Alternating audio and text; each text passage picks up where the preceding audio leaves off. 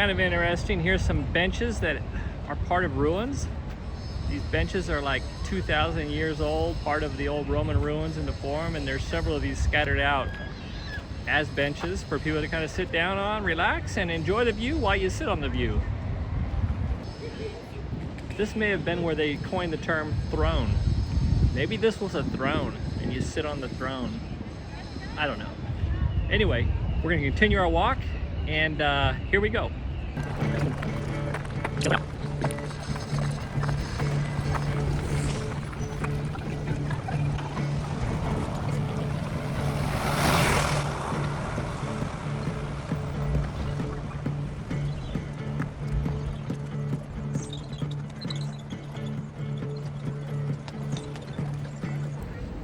So we just got to the top of these stairs, and if you like museums, this is definitely the place that you'll want to come. I believe this is called Piazza Michelangelo. I think it was actually designed by him, but I could be wrong.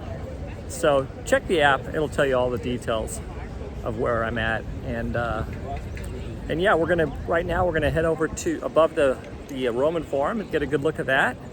And then we're gonna be heading into the Jewish ghetto in just a little bit. Here we go.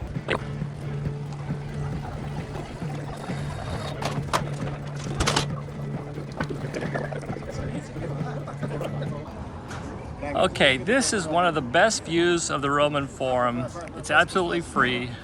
We're just about 25 meters from Piazza Michelangelo, where we just were. And there's a path that will lead you back behind the building, and you get this awesome view of the Forum. In the distance there, you can see the Colosseum. Up top, where all those people are at, is a great vista point if you're inside the Forum. So we're going to continue on our tour from here, and here we go.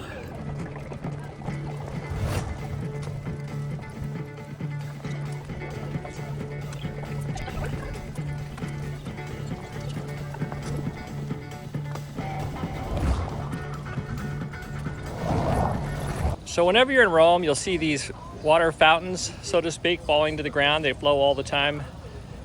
This is a great place to get a drink to eat, or not drink to eat, but something to drink, if Kim can figure out how to not squirt the car. Anyway, the water's fresh, and it's free, and it's from the Eternal City. You can fill your water bottles there as well. Anyway, they're scattered throughout Rome. Great place to get water.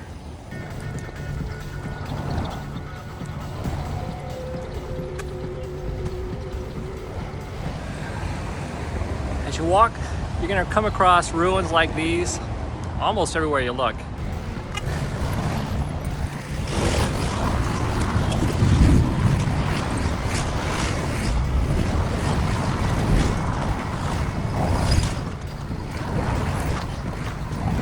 So now we're on the opposite side. We've done a complete loop. We're on the opposite side of the birthday cake. I guess it's more of a wedding cake. Anyway, and we're getting ready to enter into the Jewish ghetto. And so here we go.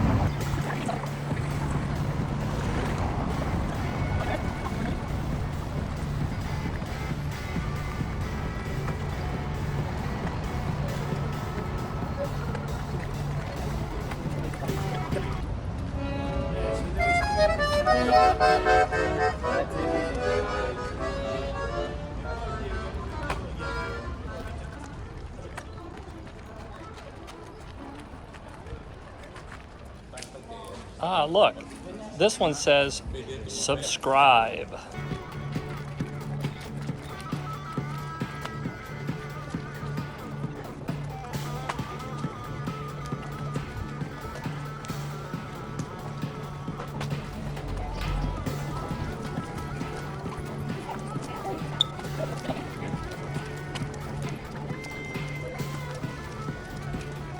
So anyway, I'm making a video that goes in more in depth about what we're seeing here and the Jewish ghetto, and I should have that finished here in the next week or so. But anyway, here we go in. We're going to be entering right now into the Jewish ghetto. This is kind of part of it. We're just kind of in the ruin part of it. Now we're going to go into the repaired part of it.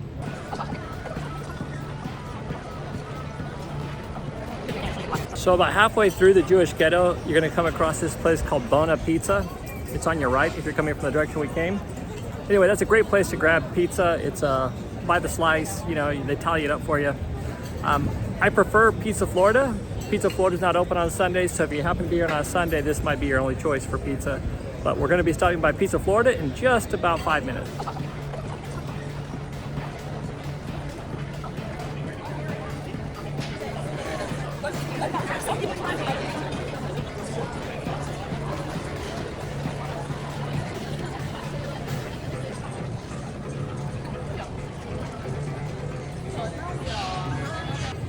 Okay, I'm right outside this Jewish bakery that has been selling pastries for, believe it or not, 300 years.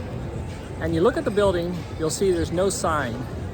And they say that they don't need a sign because they've been around so long. They're an iconic place. People line up out the door. And if you're here, get the pizza. It's not pizza like Italian pizza. It's actually more like, it looks kind of like a, I'll get one. We can take a look at it. But it looks more like, it reminds me more like a fruit, what are those things called? You know, you get a Christmas you never want to eat. But anyhow, this isn't that. It kind of looks like that, but I was surprised how good these are. And we're gonna get one right now. All right, here's the bakery. Let's go on in. These nice chocolate and cream pastries right out front. But we're here after the pizza.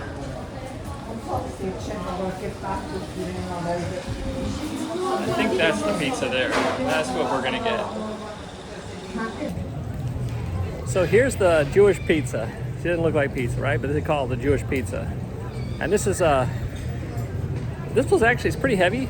It's not huge, but it's heavy. I don't know how heavy, 8 ounces or something. But it was €5, so they charge a lot for it. But the rest of their pastries, they have a lot of good like biscuits and stuff. They're a lot less expensive. But this is the stuff that's sought after. And let's give it a try. A lot of nuts, there's fruit. Well, it's very good.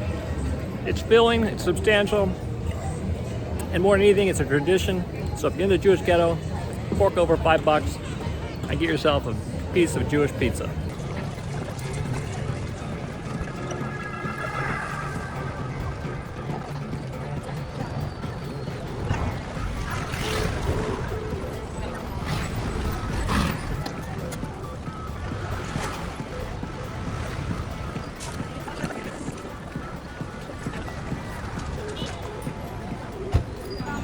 So this is the greatest pizza place, I think, in Rome, as far as the Italian style goes. The place in the Jewish ghetto is not bad at all, but I prefer this one. This is kind of where the value meets strada qualità. There you go, quality and value in one place. This is it. The greatest thing also, just a takeaway, but right across the street, we're gonna visit a cat sanctuary, also known as, what is it known as? Torre Argentina, or there's a lot of ruins in it. And it's a cat museum, or cat sanctuary.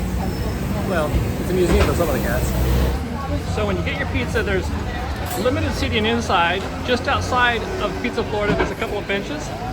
You can sit down there. Or you can walk directly across the street and check out this cool spot where there's a cool ruins here. This is where Caesar was murdered, I believe. And there's the Torre di Argentina right there on the right side of the screen. And it's also a cat sanctuary, and there's cats that kind of roam around here. Right down there. A couple down there. So this is the end of part 1 of the tour. It continues on in part 2, where we continue on to where are we going? We're going to the Pantheon, to Caprifiori, Spanish Steps, Trevi's Fountain, and a lot of cool stuff in between. So, on the next video. Alla prossima!